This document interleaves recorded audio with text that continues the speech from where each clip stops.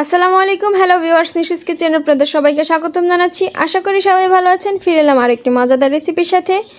আজ আমি আপনাদের সাথে শেয়ার করতে যাচ্ছি পটেটো ওয়েজেস। এটি খুব সহজে আপনারা কিভাবে বাসায় তৈরি করে নিতে পারবেন সেই পদ্ধতিগুলো আমি ভিডিওটির মাধ্যমে শেয়ার করব। আশা করি আমার ভিডিওটি ভালো লাগবে।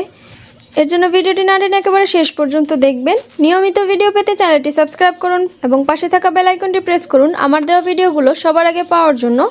এখন পর্যন্ত যারা চ্যানেলটি সাবস্ক্রাইব করেছেন এবং নিয়মিত ফলো করেন তাদেরকে অসংখ্য ধন্যবাদ। এখানে আমি আলু নিয়ে নিয়েছি। এবার এখান থেকে কিছুটা আলু কেটে ধুয়ে পরিষ্কার করে নিব। আলুগুলো একটু মিডিয়াম সাইজের নেওয়ার চেষ্টা করবেন, তাহলে দেখতে ভালো লাগবে। আলুগুলো দেখেন এরকম সাইজের করে আমি কেটে নিয়েছি। এরকম করে কিছুটা আলু আমি কেটে নিব। পটেটো ওয়েজেসের আলুটা একটু মোটা হয়, এই শেপেরই হয়, তাই আলুগুলো আমি এইভাবে করেই কেটে নিয়েছি। আলুগুলো কেটে নিয়েছি। এবার এটি ধুয়ে ভালো করে পরিষ্কার করে নিব। এবার এর ব্যাটারটা তৈরি করে নিচ্ছি, যার জন্য একটা মিক্সিং বলে 2টা ডিম ভেঙে নিয়েছি। ডিমটা একটু ভালো করে ভেঙে ফেটে নিব। ডিমটা ফেটে নিয়েছি। এবার এতে দিয়ে দিচ্ছি 200 গ্রামের মতো আটা। এতে আমি আটা দিয়ে নিলাম। এবারে প্রয়োজনীয় মশলাগুলো দিয়ে নিব।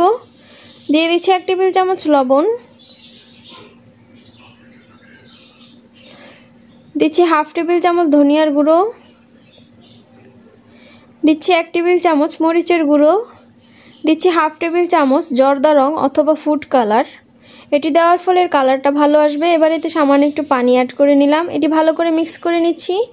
ব্যাটারটা মিডিয়ামভাবে বানাতে হবে, যেমন বেশি পাতলা বা বেশি মোটা না হয়।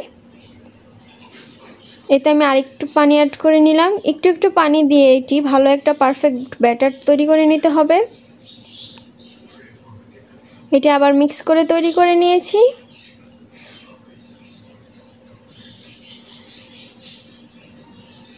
ব্যাটারটা বেশি পাতলা বা বেশি মোটা হওয়া যাবে না। বেশি পাতলা হয়ে গেলে এটি ছুটে যাবে, মোটা হয়ে গেলে এটি কাঁচা রয়ে যাবে। দেখুন আমি এভাবে করে তৈরি করে নিয়েছি। এবার আমি এখানে আলুগুলো লবণ দিয়ে সেদ্ধ করে নিয়েছি। এটি 50% সেদ্ধ করে নিলেই হবে, যেহেতু এটি ব্রেড ক্রাম্ব দিয়ে ভাজবো, তা না হলে এটি সিদ্ধ হওয়ার আগে উপর দিয়ে পুড়ে যাবে, তাই 50% সেদ্ধ করে নিতে হয়। চুলায় আমি আগে থেকে কড়াই তেল বসিয়ে গরম করে নিয়েছি। এবারে এক এক করে সেদ্ধ আলুগুলো ব্যাটারটার মধ্যে ডুবিয়ে নিব। ব্যাটারটার মধ্যে ডুবিয়ে নিলে পটেটো ওয়েজেসের ওপরের যে মিশ্রণ অর্থাৎ ব্রেড ক্রাম্বটা ওটা ভালো করে লেগে যায় এবং খেতেও ভালো লাগে, দেখতেও সুন্দর হয়। এক এক করে আমি ব্যাটারের মধ্যে ডুবিয়ে নিচ্ছি।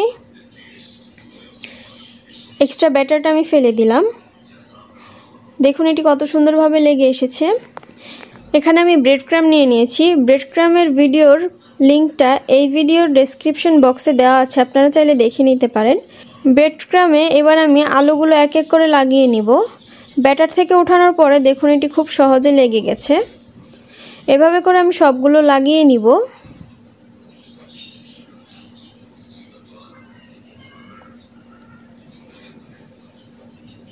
ব্রেড ক্রাম্বে আমি কয়েকটা আলু এভাবে লাগিয়ে নিয়েছি। এবার এটি আমি গরম তেলে দিয়ে দিব। তেলটা গরম হওয়ার পরে লো ফ্লেমে রাখতে হবে, তা না হলে এগুলো পুড়ে যাবে। যেহেতু ব্রেড ক্রাম্ব এগুলো তাড়াতাড়ি পুড়ে যায়, উপর দিয়ে কালো হয়ে যাবে। এক এক করে আমি দিয়ে নিচ্ছি।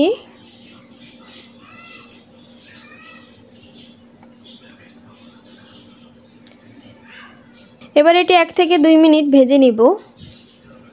বেশি ভাজতে হবে না, তা না হলে উপর দিয়ে কালো হয়ে যাবে। নেড়ে চেড়ে ভেজে নিচ্ছি।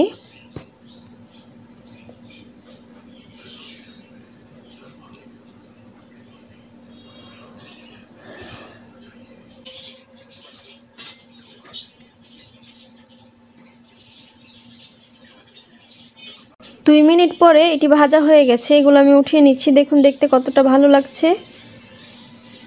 এরকম কালার থাকতে এটি উঠিয়ে নিতে হবে, তা না হলে এটি পুড়ে যাবে।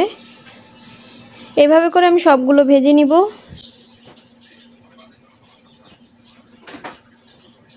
আমি এখানে সবগুলো ভেজে নিয়েছি। দেখুন দেখতে কতটা ভালো লাগছে। এবার এর উপর দিয়ে আমি চাট মশলা দিয়ে দিচ্ছি। চাট মশলা রেসিপির ভিডিওটা আমার এই ভিডিওর ডেসক্রিপশন বক্সে এর লিঙ্ক দেওয়া থাকবে, চাইলে আপনারা দেখে নিতে পারেন। খুব সহজে এটি আপনারা তৈরি করে নিতে পারবেন। চাট মশলাটা দেওয়ার ফলে এটি খেতে অনেকটা ভালো লাগে, টেস্টটা ভালো আসে। তৈরি হয়ে গেছে আমার আজকের রেসিপি। আশা করি ভিডিওটি ভালো লেগেছে। ভিডিওটি ভালো লাগলে ভিডিওটি বন্ধুদের সাথে শেয়ার করবেন, আমার চ্যানেলটি সাবস্ক্রাইব করবেন, ভিডিওটিতে একটা লাইক দিবেন। শেষ পর্যন্ত দেখার জন্য সবাইকে অসংখ্য ধন্যবাদ। আল্লাহ হাফেজ।